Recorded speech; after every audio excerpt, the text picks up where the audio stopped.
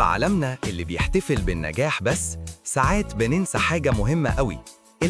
كلمة فشل نفسها بتخوف ناس كتير وتخليهم يوقفوا. بنفتكر إن الفشل ده حاجة وحشة أو نهاية الطريق، لكن الحقيقة مختلفة تماماً.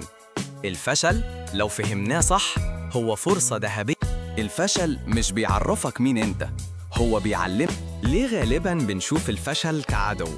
المجتمع بنخاف من نظرة الناس لينا أو إننا نتأيد. الفشل ساعات بيجي معاه وجع وخسارة.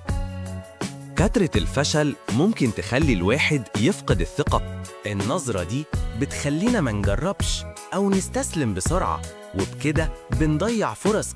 الفشل مش بس نتيجة وحشة، لأ، ده مصدر غني جداً للدروس والفرص. تعالوا نشوف إزاي. الفشل هو المعلم الأصدق.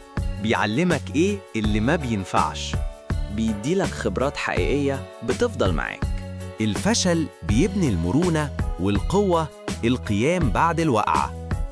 لما بتفشل وتقوم تاني بتتعلم إزاي تتعامل مع الإحباط، بيزود قدرتك على تحمل أي. الفشل بيشجعك على الإبداع والاختلاف. الفشل بيعلمك التواضع والتعاطف مع الناس. لما بتكون أكتر قدرة تفهم مشاكل الناس وتتعاطف معاهم. الفشل بيخليك تعيد التفكير في أهدافك وأولوياتك. أحياناً الفشل بيكون إشارة إنك ماشي في طريق غلط أو إن هدفك. عشان تحول الفشل لفرصة حقيقية للنمو، اتبع الخطوات دي. اقبل الفشل. حلل الفشل بموضوعية من غير ما تلوم نفسك. إيه اللي حصل بالظبط؟ إيه الأسباب الحقيقية؟ هل هي أسباب جواك ولا من بره؟ إيه اللي كان ممكن أعمله بشكل مختلف؟ إيه الدرس الجديد اللي اتعلمته؟ اكتب الدروس دي. ما تخليش مشاعر الإحباط تسيطر عليك. مسموح لك تحس بالزعل للحظة، بس ما تطولش. غير طريقتك وطبق اللي اتعلمته. التعلم بجد بيتم لما تغير طريقة عملك بناءً على الفشل. غير طريقتك ونفذ اللي اتعلمته. التعلم بجد بيتم لما تغير طريقة عمل. استمر في المحاولة، ما تستسلمش. الفشل محطة مش نهاية. سامح نفسك وكمل طريقك. بعد ما تتعلم الدرس سيب الماضي ورا ظهرك. كتير من عظماء العالم مروا بفشل كبير قبل ما يوصلوا لنجاحهم.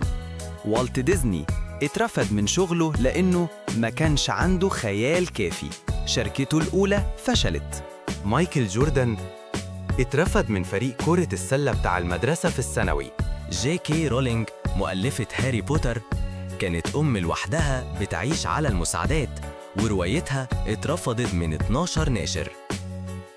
كل واحد فيهم عارف إن الفشل مش النهاية، هو فرصة يفكر تاني ويحاول أقوى.